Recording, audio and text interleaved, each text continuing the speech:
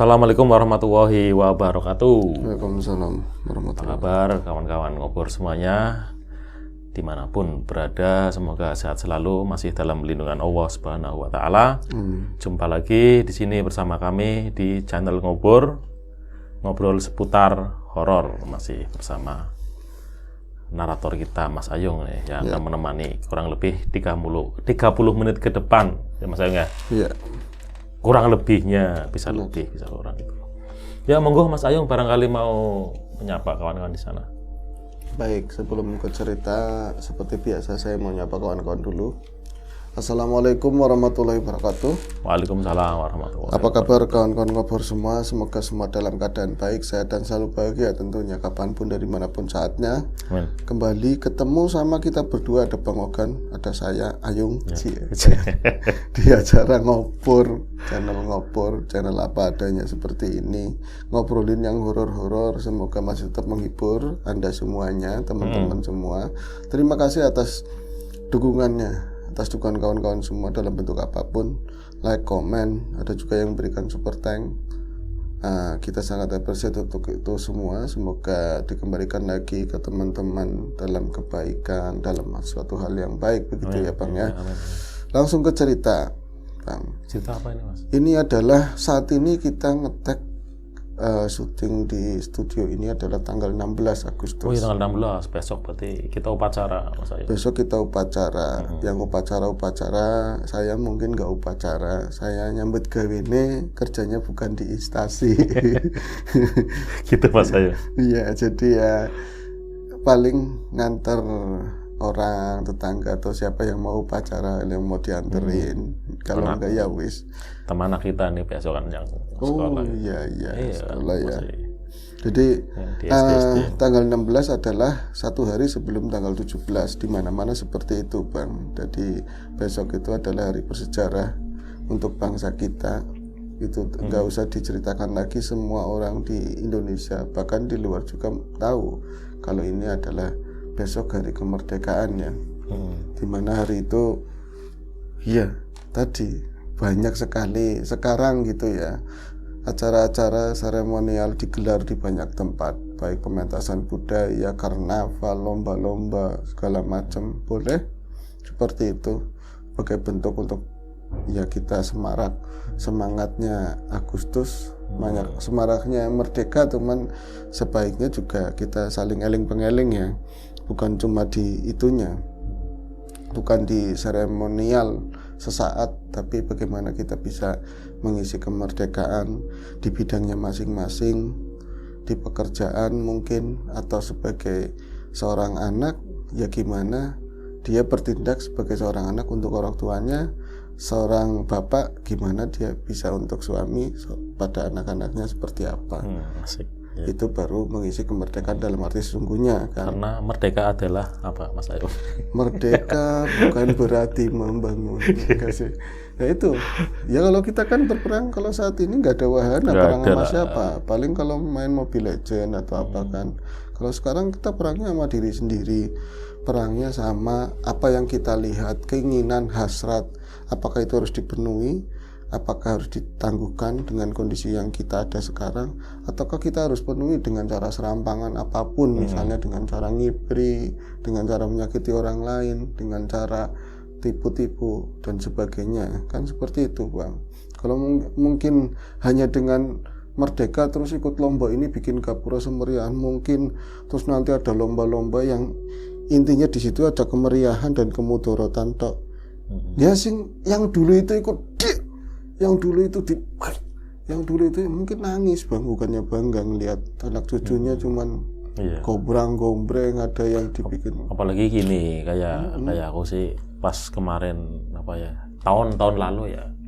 Pas lagi jalan nih, ini bukan hajatan tingkat kabupaten lah, itu kan skalanya besar lah, mungkin orang-orang mengharapkan ya seperti itu ya, tapi ini kan linknya itu cuman desa. Jadi aku pas lewat ke situ, itu pas ini lagi sibuk-sibuknya, lagi ada keperluan, memang benar-benar mendesak. Kayak di hadapan orang pada karnavalan situ akhirnya menimbulkan jalanan macet. Sebenarnya sih itu sih boleh saja menurut aku sih Mas Ayu. Iya. Iya kan kita merayakan dengan semeriah mungkin, tapi kayaknya kurang bijak juga. Betul. Soalnya gini, di situ kita gembira, tapi di lain sisi ada orang yang menderita. Betul. Seperti itu Mas Ayu. Makanya ada ungkapan baik atau benar, kalau nggak bijak ya jadi salah. Kan seperti itu. Lagi pula kalau misalnya ini kan kalau sekarang zaman lebih terbuka, kita merayakan kemerdekaan, kemeriahan seperti itu diikuti oleh berbagai kalangan, bahkan dari yang kelasnya mereka para pejabat sampai orang-orang yang di dusun-dusun.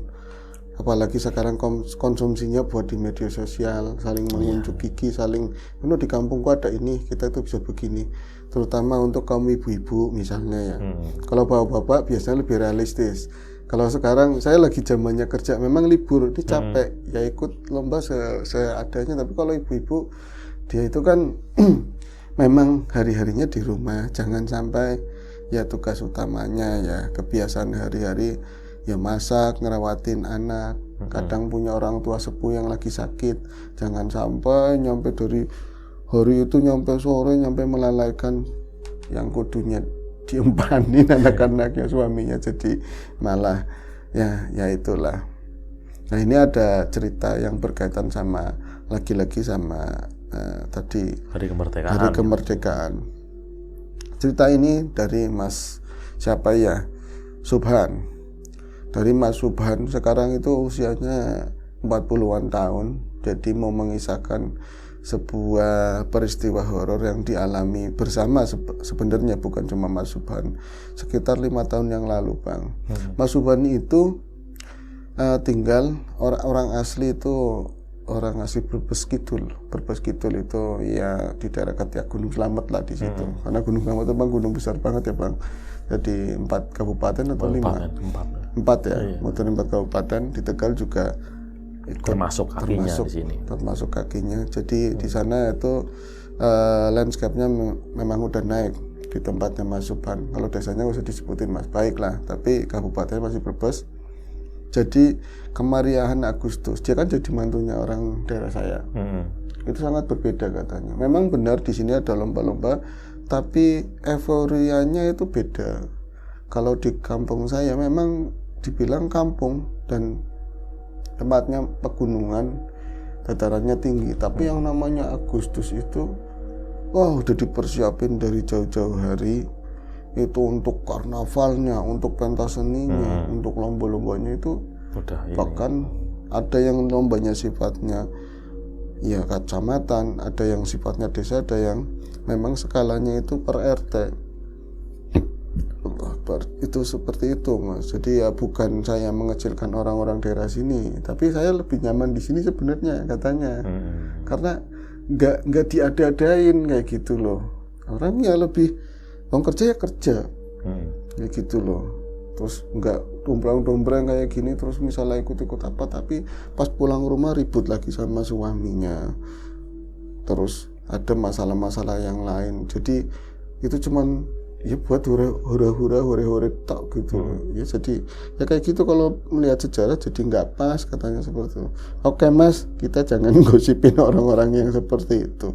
Siapa tahu kecintaan itu bisa bermula dari tadi dengan ikut menyemarakan. Akhirnya mereka kayaknya lucu kalau kita itu semarak kemerdekaan tapi nggak pernah melihat ke belakang kisah kemerdekaan itu seperti apa, sejarahnya apa, yang wong goblok temen ya kan, cuma ikut-ikutan hari merdekaannya opo ya kan, seperti itu.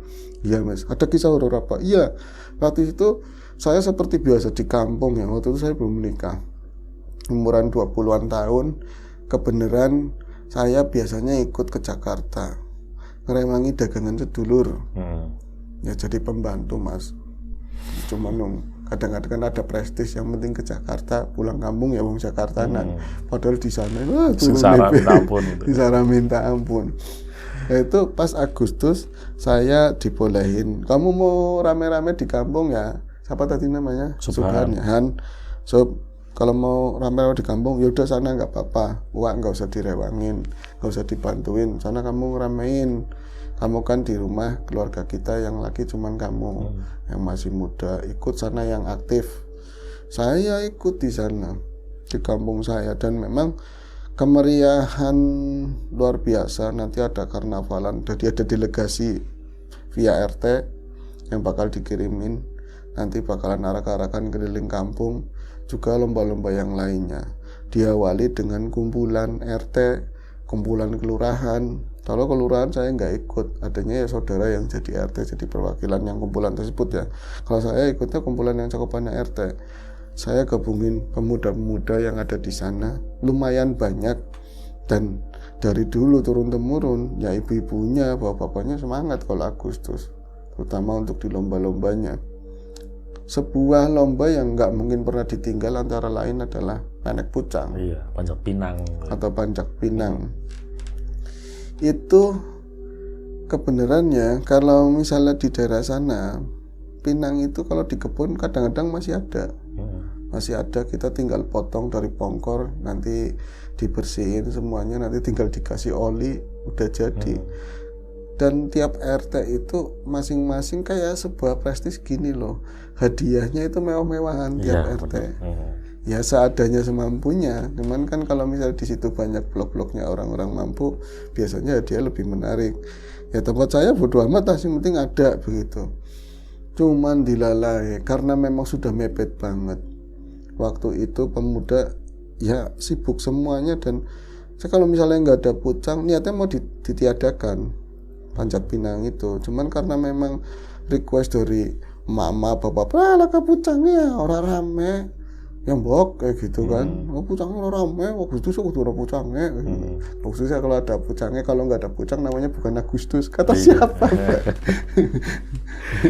Ya dari dulunya ada Agustus, semenjak kalender itu ada Agustus. Ya kan katanya kalau pucang Agustus, ya wes.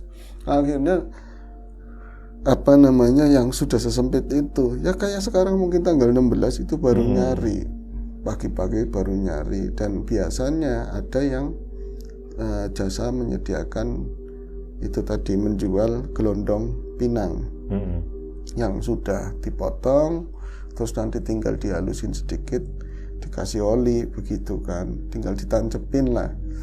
Nah waktu itu nyari biasanya di dekat-dekat jalan gede itu ada, ya di depot-depot yang biasanya diain itu dilalai karena mungkin semakin rame yang mengadakan, atau pemekaran RT atau di daerah-daerah mana gitu banyak yang pinang, itu makin marah, kosong semua. Akhirnya tetap pengen dibatalkan, orang bisa katanya orang-orang tua, kalau nggak ada pucang nggak Agustus, nggak rame itu yang paling kocolan tempat saya. Namanya Sakrim, itu orang paling kocolan, ya masih saudara. Kalau daerah kidul kan memang jalan kaki, ngobrol aja pasti ada golok di sini. Kalau lagi marah takutnya bos, tapi emang nggak mungkin temennya, orang pada takut sama Sakrim ya, sama Wasakrim.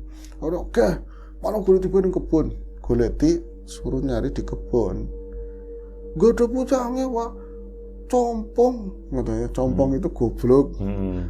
Pakainya pring, pakainya pring, pakainya bambu. Kalau nggak ada pucang, bambu juga boleh. Di sana itu ada yang namanya bambu yang gede, namanya pring surat, bambu surat. Wulung apa? Bukan. Hijau itu, tapi bisa mendelingnya atau lingkarnya. Diameternya segede banget bang, lebih dari pucang malah. Saya juga pernah ke daerah sana itu, pertama kali pernah keder gitu kan. Bambu kok segede ini gitu kan, gede banget dan tinggi menjulang sana, lurus banyak kan. Cuman katanya ada kelemahan, bambu tersebut ini mudah kropek, daging bambunya itu mudah nyeluksuk apa ya, gampang hancur. Iya. Cuman kalau misalnya untuk dipakai untuk pucang mungkin ya dari masih gede kuat, tingginya masih oke. Akhirnya berangkatlah pemuda-pemuda itu termasuk saya untuk nyari bambu tersebut, dan waktu udah mepet banget, jadi dibagi 2 tugas. Yang lain 5 orang di rumah di kampung ya itu menyiapkan untuk macam-macam hadiah. Kalau hadiah udah dibeli sebenarnya, paling mewah waktu itu ya sepeda. Yang lain ya ada panci, kaos, itu aja dari sponsornya itu apa sih, material, kaos-kaos angel, terus yo macam-macam lah, seperti yo selimut, pokoknya supaya pating grandulnya itu bagus banyak, termasuk payung segala macam itu dikerjain untuk beberapa temen, bikin lingkar puterannya itu loh Bang yang di atas yang kayak payungnya, bikin pakak-pakaknya nanti. Nah saya itu ikut rombongan yang dari bambu menurut petunjuknya Sakrim di kebunnya mereka, di kebunnya keluarganya. Itu kalau kebun di daerah sini ya di Tegal itu kan kebun gak jauh, misalnya rumah ya kebunnya belakangnya. Kalau di sana yang namanya kebun itu udah pol kampung, baru ada kebun sama. Baru ke sana itu naik terus itu ya naik. Itu nanti kebun siapa itu benar-benar udah nggak ada rumah sama sekali. Nanti kalau pol kebun udah pol semuanya itu ada kali besar, kesananya itu dinamakan alas tua. Alas tua itu di perhutaninya ya. Kalau ini kan hutan rakyat, cuman masih boleh dikelola sama warga. Kesananya udah alas tua, biasanya jarang yang berani ngajak ke sana. Dan terlalu jauh lah. Akhirnya sampailah di titik yang dituju. Itu udah suara cenggerek, suara-suara binatang alam. Padahal pagi-pagi sekitar sampai sana itu 10:30. Orang bilang itu jam beduk. Itu udah sampai di sana, cuman kita kan memang orang gunung, biasa ngatur napasnya. Kalau orang yang baru ke sana, otomatis paru-paru juga berbeda, pasti ngos-ngosan. Tuh nyampe sana, endi sih kebunnya Sakrim, mana sih kebunnya Sakrim? Tahu-tahu dia itu nongol, tiba-tiba tuh nongol, berarti ngikutin tapi lewat jalur berbeda. Di sana itu setapak-setapak Bang, dan jalannya itu batu-batu yang undak-undak begitu loh. Samping-sampingnya rumputan, kebun kayak kopi, terus kapulaga begitu ya. Pulaga ya sejenis ini sih, apa namanya, rempah-rempah begitu. Ya. Ada jengkol, ada cengkeh juga. Naik ke atas, pas udah nyampe titik lokasi itu memang dapuran bambu lumayan gede banget dapuran bambunya. Ada beberapa jenis termasuk yang dituju tadi bambu surat yang memang tinggi banget. Cuman ya rada keder, kita pas di sana itu bambu sepanjang ini buat pucang, gotongnya lewat mana gitu loh. Soalnya kalau di dataran tinggi itu rumah itu kebanyakan jadi satu, artinya ada tempat yang rata, rumah, nanti sawah, kebun. Beda, nanti sekelompok lagi. Iya, itu kan kalau bawah sepanjang itu banyak kelok-kelokan susah. Tapi akhirnya rutin ya teman saya, kata si Subhan itu, dia tahu jalur yang nanti bisa bawa sampai ke titik yang kita nanti mau nancepin bambu tersebut. Ya wis, oke. Baru nyampe sana, tahu-taunya udah ada Sakrim. Pelongar tuh itu bambok ditebang itu. Nah itu suruh ditebang. Nah di man, yang mana man? Wah di mana? Ya kue ngarepe kok di depannya kamu katanya, di depan kamu itu. Pilih aja yang agak tuaan. Wis ya utak mono disit. Dia itu permisi mau ke kebun yang lain. Jadi kebunnya itu banyak Bang. Nah itu di pinggir kali. Berarti kalau misalnya di bambu itu ngeliat ke bawah itu udah miring banget begini, kayak jurang begitu ya. Kali itu kelihatannya kecil dan cetek. Itu di bawah. Pas di sana mulai kan dipersiapkan gergaji, dari sarungnya dilepasin. Terus ini yang paling gampang aja, yang tua dipilih-pilih nama teman-teman. Ketika udah mulai satu bacokan, ini karena bacoknya juga bukan bambu yang nanti mau dituju, tapi bambu kecil yang ngalangin, rebung-rebungnya, terus trubus-trubus yang baru itu, cerak, kongkon siapa? Ada suara seperti itu. Kongkon siapa itu suruh siapa? Wani nih, suruh siapa? Berani-beraninya. Itu mereka sontak nengok ke arah belakang. Nah, nengok ke arah belakang itu tempatnya Sakrim. Dipikir itu ya Sakrim yang ngomong. Tapi dari suaranya sih bukan. Pas mereka nengok ternyata yang didapati bukan Sakrim dan bukan penduduk yang lain. Dan di situ kan nanti kalau ke kiri dan ke kanan kesananya ada desa-desa berbeda. Tapi namanya perkampungannya gitu. Biasa mereka tuh ketemu. Siapa aja wis ketemu, kecuali orang sakit itu nggak dikenal gitu. Maksudnya lama di rumah. Itu saya ataupun Subhan terus yang lain-lain tuh bisa nggak ngenali sosok itu siapa. Orang tua, badannya tinggi gede, dia itu pakai kaos ya bukan, baju ya bukan. Kalau baju kami identik itu kan karena memang ada kancingnya ya, dinamain kaos ya, kayak bukan kaos, jadi kayak orang dulu, asal di sini ada bolongannya lah. Di sini ada bolongannya, kalau ketutupan lengan segini, terus di sini ada sabuk yang tebal warna hitam juga, celananya sebawah lutut, petang kurang begini sambil goloknya udah siap. Kongkong siapa?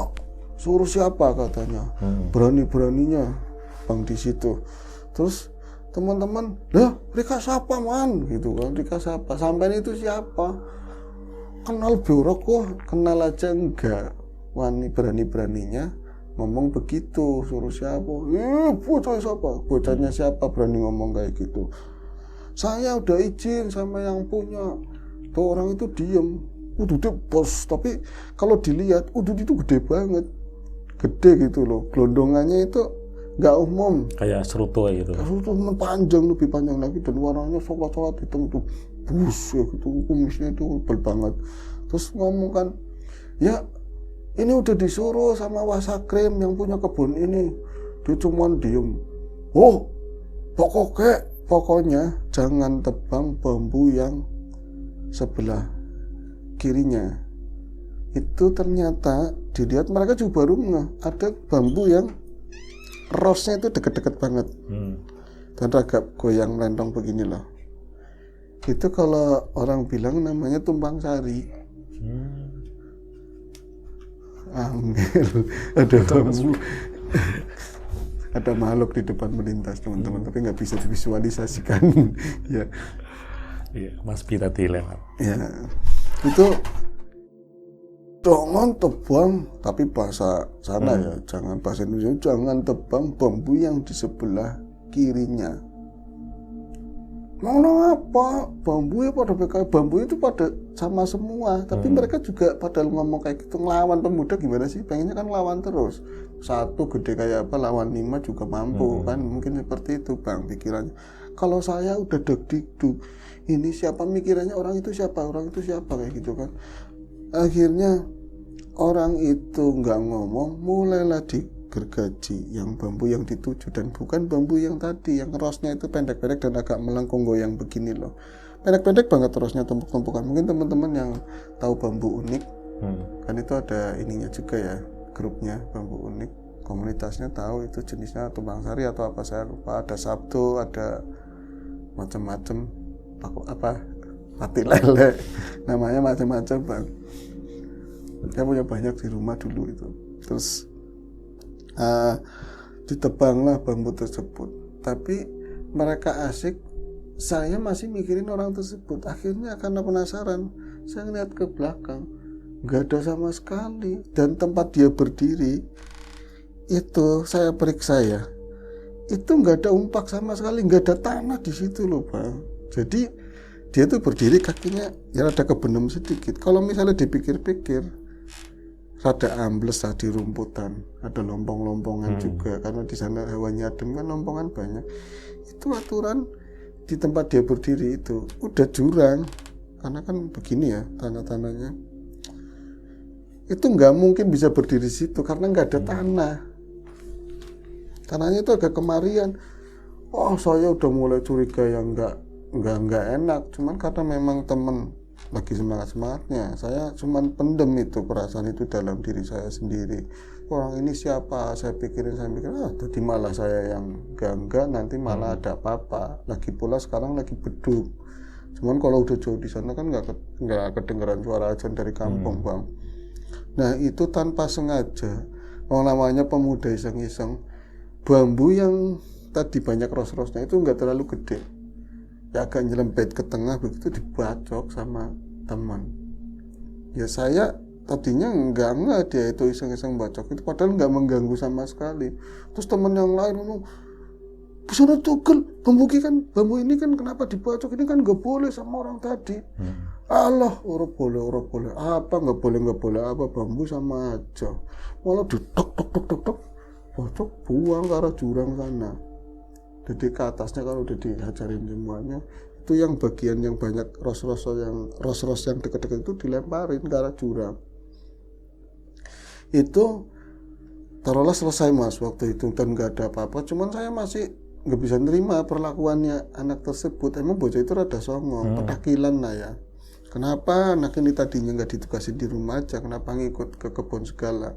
Singkat cerita, dibawalah dengan susah payah bambu yang kita tuju, dan sedihnya nanti ini mungkin bakalan lebih bagus dari pucang itu sendiri. Pucang kan pohon jambe ya, itu bakalan lebih bagus gitu kan. Nah ini pas lagi turun mau hampir nyampe perkampungan, itu namanya si Budi, taruhlah si Budi yang bacok bambu tersebut. Dia itu langsung, aku kenapa ya, aku itu badannya kenapa ya, dia tuh ngerasa pegel banget di area pundak sini, sakit dan pegel banget. Dia itu jalan sampai begini terus. Oh ya Allah, kenapa Bud, kamu kenapa? Gak apa-apa tapi sakit banget. Emang kamu jatuh apa? Enggak apa-apa, tiba-tiba tadi saya lagi jalan, udah saya kan dari tadi kan di belakang ya, saya perasaan tuh kayak ada yang mukul atau apa lah, sakit banget kayak gini, sakit banget, dipegang-pegangin. Sudah nyampe perkampungan, sampailah ke perkampungan dan bisa dibawa sampai ke titik itu Bang.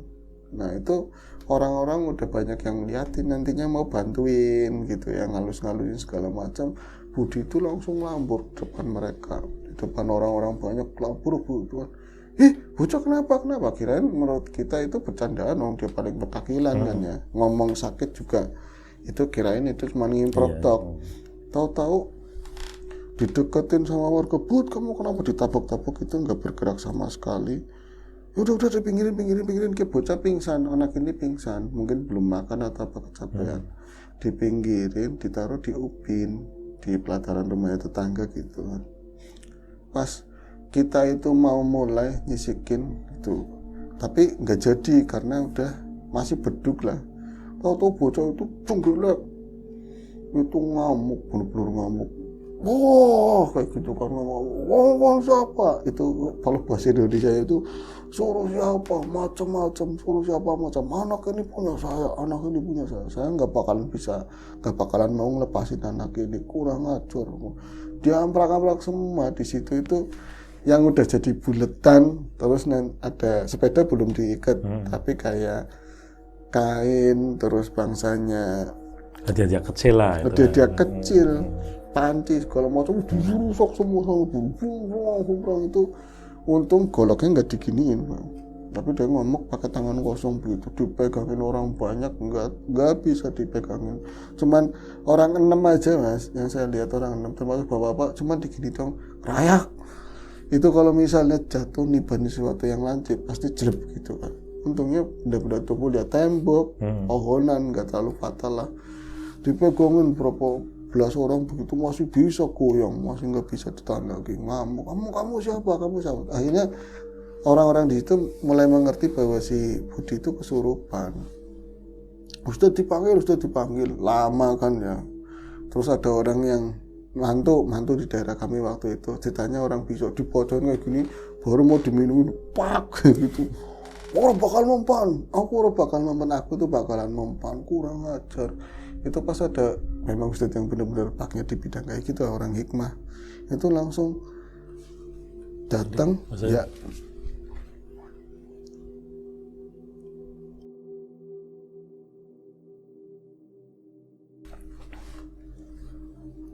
Nah itu pas ada ustadz yang memang paknya di situ, di bidang itu, orang ahli hikmah, datang ke situ.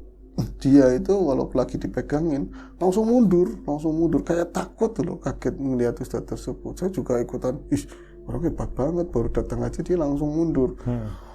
Kok mana apa mene-mene, kamu itu mau ngapain kesini-sini? Itu langsung didatengin. Dia kayak sikapnya nggak arogan lagi, kamu gitu nggak, langsung nyender. Itu sebelumnya warung jajanan ciki-ciki itu udah hancur. banyak ibu-ibu apa bocah-bocah kesana udah masuk pada nangis ketakutan, mulai pada ngintip-ngintip lagi, penasaran kok adem gitu kan. Ustadznya nyamperin, ya kan bebas, cuman dia memang biasa ngimamin, ngajarin ngaji gitu kan. Ngomong, kamu itu siapa? Kenapa ngamuk-ngamuk di tempat kami? Emang salah apa anak ini? Saya sudah memperingatkan. Aku wis ngelingi, saya udah memperingatkan. Rumah saya jangan ditebang. Rumah saya jangan ditebang. Kalau pohon yang tadi bambu itu ditebang nggak apa-apa, tapi yang banyak rosnya itu jangan ditebang, katanya begitu. Ada yang ngomong, emang tadi ada, ya termasuk saya yang ngomong, iya memang tadi ada orang tua, sosoknya bukan kayak orang sini. Pas beduk-beduk, dia itu malang kerik begini marah-marah. Tapi itu yang model rosnya banyak jangan ditebang. Tapi dia ngomong itu rumahnya, ngomongnya jangan ditebang aja. Lah situ Budi iseng-iseng tuh mantep banget. Oh pantes. Ya wis nggak usah marah-marah. Kamu kenal saya apa enggak? Kenal, katanya begitu. Nggak usah marah-marah, keluar ya. Ora, enggak. Mau keluar enggak? Mintanya apa? Kopi hitam. Kopi hitam mintanya sama singkong. Angel, nggak usah minta macam-macam, keluar aja. Aku luruna rumah maning, aku cariin rumah lagi. Cari rumah sendiri banyak di situ katanya. Teman kalah tingkatan atau apa ya powernya itu, akhirnya dipaksa set keluar letak. Tapi Ustadznya ngomong, tapi ya bisik-bisik nggak ke semua orang. Cuman saya tahu selentingannya, meskipun bisa ditolongi, tapi imbasnya agak lama gitu. Imbas dohir untuk si Budi tersebut. Ya saya itu mencoba buat ngobatin, tapi emang itu kehendaknya Gusti Allah, harus ada perhatian untuk orang-orang yang petakilan, yang nggak ada adab sama alam begitu kan. Jadi itu Mas sembuh. Acara pucang memucang itu nggak ada jadi diadakan saat itu. Ya lomba-lomba yang lain. Akhirnya hadiah-hadiah itu untuk hadiah yang lain, lomba yang baru lagi. Tapi sampai saat ini si Budi itu yang tadinya tegak jalannya begini. Masih ngeblank gitu. Enggak otaknya sama. Enggak, udah normal, tapi dia itu jalannya agak tongkok begini ya. Kadang-kadang ya sering begini. Kalau niatin lomba atau misalnya ke Mariana ketemu, kadang sering masih begini. Istilah rabut. Tunggu lah, masih sifatnya kayak gitu. Hanya kan saya kadang penasaran ketemu Ustadz pada saat habis acara tahlil atau apa ya. Dad, Budi masih sama kayak gitu, Dad. Ya kalau orangnya nggak berubah ya tetap kayak gitu. Kalau orangnya perangannya berubah, memperbaiki diri, bahasanya kayak kutukan atau ya belahi itu akan hilang sendiri perlahan. Ya orang kan harus bisa memperbaiki diri itu tok. Tapi orangnya memang begitu, mau gimana lagi, itu aja ceritanya Bang tentang Agustus.